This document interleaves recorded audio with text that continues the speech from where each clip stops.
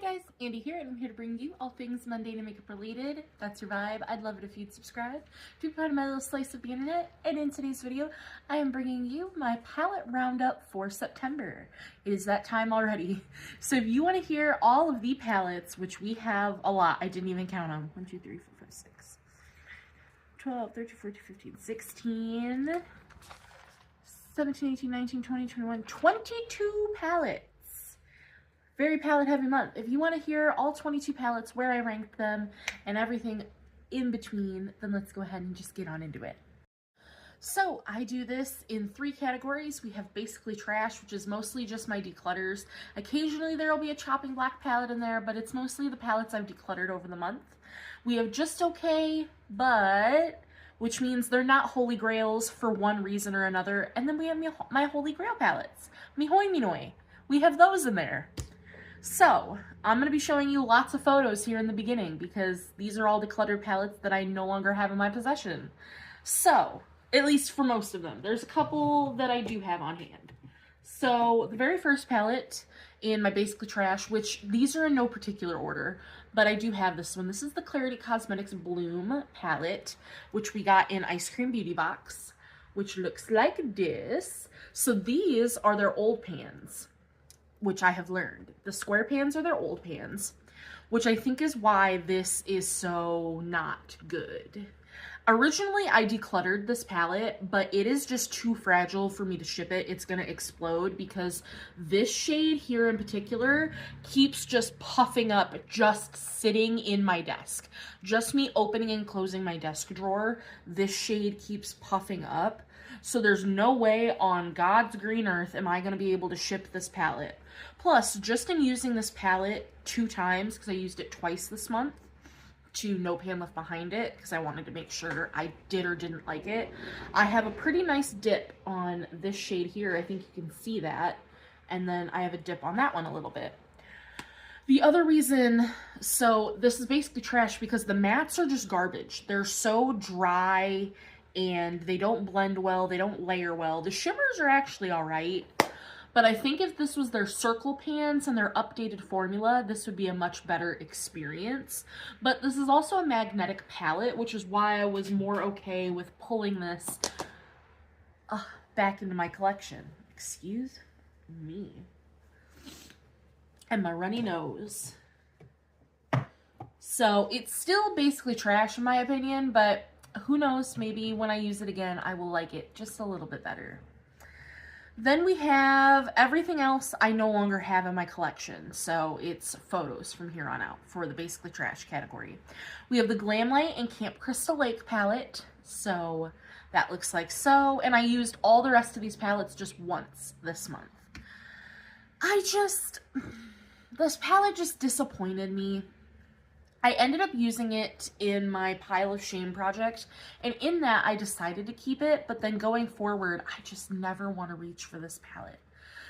It's mid-tones with a couple deep shades, and the reds, the fact that those 2 reds are exactly the same makes me irately angry every time I open this palette. I was keeping this palette strictly for the IP, and that's not a reason to keep something in my collection, in my opinion, so I decluttered it. We have the Jeffree Star Cremated palette. I originally depotted 9 shades that I wanted to keep, and then I decluttered that as well. Depotting palettes is not for me, I have found out, and I found that out the hard way by doing it. So that is a-okay. So the Jeffree Star Cremated palette, I condensed it down into a 9 pan because I did not need a 24 pan palette of grays. But even once I had the 9 pan, it just wasn't for me. So I decluttered that as well. We had the Natasha Denona I Need a Warm, which mine was reconfigured. It wasn't even the original I Need a Warm. But I just reconfigured some of my other palettes and I decluttered the excess shades, which is what I be doing. ColourPop The Mandalorian palette, the same thing. I think I'm pretty over ColourPop shadows, so I configured all of my ColourPop palettes into this one singular Darth Vader palette. Now this is the one that I have, and everything else is gone, so my Mandalorian palette is gone. And then last but not least, for basically trash, we have the Jeffree Star Beauty Killer 2 palette. You'll hear more about this palette and why I decluttered it in a future video, but it is gone. The yellow shade in that palette very much upset me. It was really disappointing, and I just only really loved one shade out of that palette, and so that's not worth keeping. So that already sold off my Mercari, and that is gone. For the It's Okay, but, and these I'll all give explanations for. We'll start with the one that is on my eyes today, and this is my newest palette in my collection. This is from Gain Beauty, and it is the Harbinger palette, which looks like this. So that is what I'm wearing on my eyes today. And this is really in this category for two reasons. Well, three reasons. One, I would have changed up some of the shades in this palette personally. I just don't think that the red really goes, because the only mattes are these four mattes right here. So I don't think that this red really goes. I'm never going to pair red with purple. I'm just not personally. And so, like, this blue here, which I like, I'm wearing the blue in my look today, but the blue is a shimmer. This mixed metal shade here turns into a brown, which I don't think the brown goes. And so then we have a silver, we have a white, and we have a silver that shifts purple, which I'm wearing the purpley one on my inner corner. I just would have changed around some of the colors. But the formula itself, the formula is wonderful. It's really just in this category because it was my first time using the palette, and I don't feel like I can properly say anything is a holy grail after one use, ever. So, there is that. Now let me go grab out the rest of these. Alright, so now we have the Nikkie Tutorials and Beauty Bay collab, which looks like this. And it was my first time using this palette as well. I liked it. It was nice. I did an all matte look, so I think I would like it better if I got to use some of these gorgeously beautiful shimmers. But I did really enjoy it. But again, my first look, can't really classify something as a holy grail off of one look. We had two unearthly palettes in this month. I had my Dead of Night palette, which I don't know will ever be a holy grail, but I do still like this palette enough to keep it around. It is just a very dark color story. I still just always wish there was one shimmer in here that was lighter than these, because even this shimmer here has a darker base that it flips to. But it is still a beautiful palette, and I do still really love it, and I do love the color story. And then the other one I used was the Night Terror palette, and I never feel like this periwinkle belongs. Like, I feel like if I cover that up, I like the color story better. I definitely love the shimmers in this palette, and this black sucks. It's not even a black. It's like a dark gray, if at best. So, and that always bothers me. Like, I want a black shadow in a palette to be a black shadow. So there's that. We have another super new to me palette. This is from Alamar Cosmetics. It's the Exotic Nude palette. We just got this in BoxyCharm. This was lovely and wonderful. It's the first time I've ever tried Alamar Cosmetics eyeshadows, and it was beautiful. But again, can't really rate it a favorite, a holy grail. I have my version of the Natasha Denona Bloom palette, which looks like this.